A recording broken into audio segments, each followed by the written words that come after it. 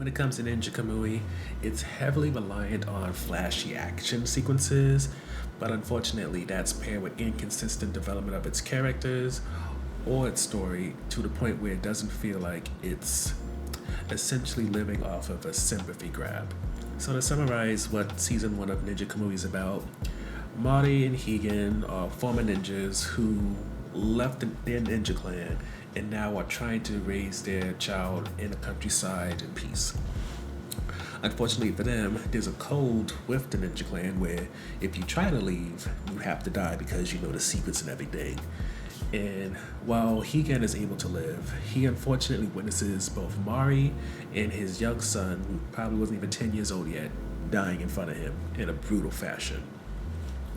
Because of this, once Higan is able to fully recover, he decides he's going to go after not only the people that directly killed his family, but go all the way to the top and kill the new chieftain, Yamaji, and destroy the ninja clan altogether.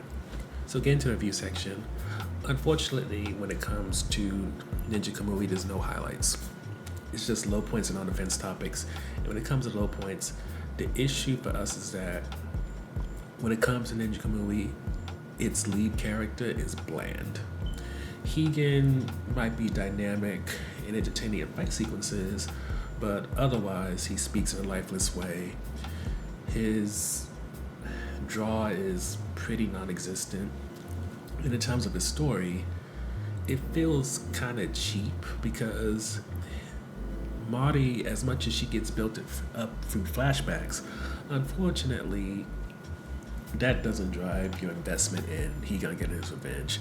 Never mind, even with his kid also dying, that also doesn't help the situation. For Higan just doesn't have anything interesting about him. Again, lifeless voice, doesn't have much of a personality, doesn't even show some type of hobby to make him seem like he's more than just some type of killing machine. And on top of that, while certain characters who we'll name in a moment, like Emma, we get their backstory, or Zai, who we get their backstory, we don't learn Higan's backstory. He's just somebody who was quickly rising through the ninja clan's ranks, could have been a chieftain or a lieutenant, but instead he found love, he got out, and then he became hunted.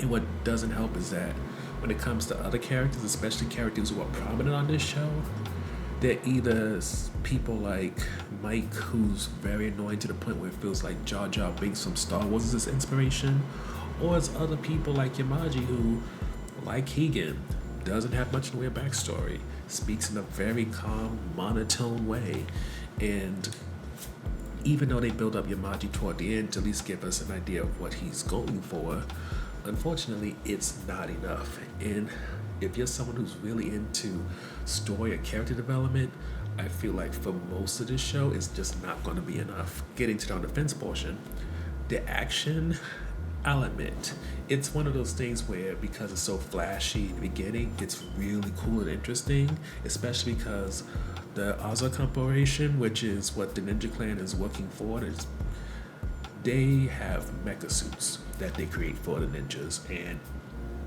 watching these various lieutenants for Yamaji fight against Higan when he doesn't have a suit and then when he does, and then seeing other people fight suit on suit, very beautiful action, CGI, whatever type of animation it is used, it's very cool. But like anything that's too flashy, you get adjusted to it, you build up a tolerance, and then it's not as interesting as time goes on.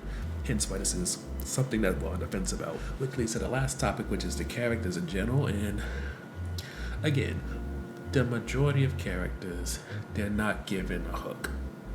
However, there are some, like Emma, who can get some type of emotional reaction out of you that isn't frustration. For as they develop her relationship with Mari, how that transfers over to her relationship with Higan, which is a spoiler I should note, it gives you something to latch on to. And unfortunately, she's not a lead character, she's a supporting one, so you don't see her consistently throughout the whole season, but when she's on screen, it at least gives you something. And I would even add in some smaller characters like Lil, who's very perverted, or Big D, who has a cool look and is this black guy with his high top and everything.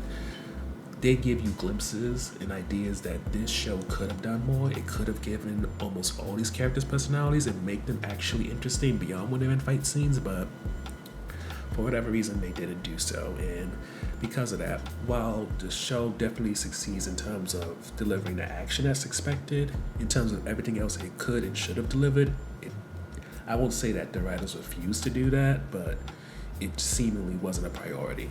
Overall, when it comes to Ninja Kamui, this is just a show that, like a lot of action movies, it doesn't really care much about the story. It doesn't really care about world building. It's just about presenting enough to set up the action sequence.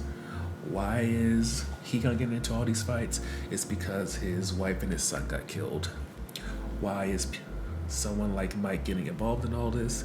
It's because he's at the end of his career. He has nothing to lose, so taking on the Ozark Corp, this big, huge, Apple-sized corporation, why not? And pretty much that's everybody's motive. Something small, not really developed too much, and that's what pushes them toward any type of violence that the show can set up for them. And after 12, 13 episodes, I think it was, it just gets dull and leaves you by no means asking for another season.